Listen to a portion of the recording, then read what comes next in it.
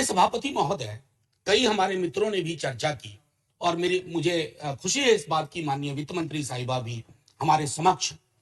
और दिक्कत की बात यह है सर कि हम 5 ट्रिलियन की इकोनॉमी बन जाए, लेकिन असमानता के महासागर में समृद्धि के कुछ टापू हो और पूरा का पूरा देश असमानता के उस महासागर में गोते लगा रहा हो, ये उचित नहीं है सर।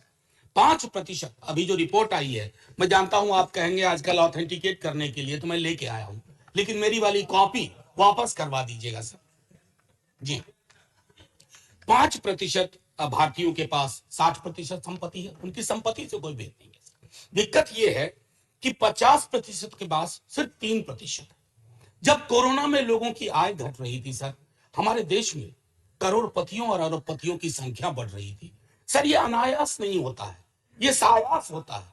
जिस समाज में धन और संपत्ति का इस प्रकार का असमान वितरण हो, हमारे पुरखों को अंदाजा था sir. Directive principles of state policy में आर्टिकल 39 क्लॉज सी, और मैं बार बार जब वित्त मंत्री जी के बजट पर मैं बोलता हूं, आग्रह करता हूं कि इसके नजरिए से बजट बनाइए। कुछ भी होगा, अगर हम इसको ना भरपाई कर पाए तो दिक्कत होगी। हमारे देश में भी सर सन 85 तक एक इस तरह के टैक्स की व्यवस्था थी, वेल्थ और इनहेरिटेंस। कई विश्व की अर्थव्यवस्थाओं में यह व्यवस्था है, क्या हम इसे वापस नहीं ला सकते सर? इस एक छोटे से प्रोग्रेसिव टैक्स के बाद हमारे पास एक इतनी बड़ी संपदा होगी, इतना बड़ा पूल होगा कि वित्त मंत्री साहिबा को डेफिसिट नहीं देखना पड़ेगा। आप जो कुछ करना चाहते हैं लोक कल्याण के लिए, आप कर पाएंगी।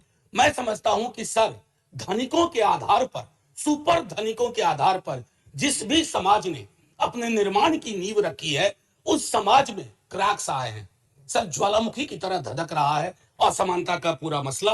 अगर मैं आग्रह करूंगा आपके माध्यम से माननीय सभापति महोदय कि पूरा सत्ता पक्ष विपक्ष मिलकर के एक इस तरह के टैक्सेशन की व्यवस्था करें, ताकि आप हेल्थ के क्षेत्र में, एजुकेशन के क्षेत्र में, सर अभी 28 सेकंड बाकी है, हम सार्थक पहलकदमियां कर सके।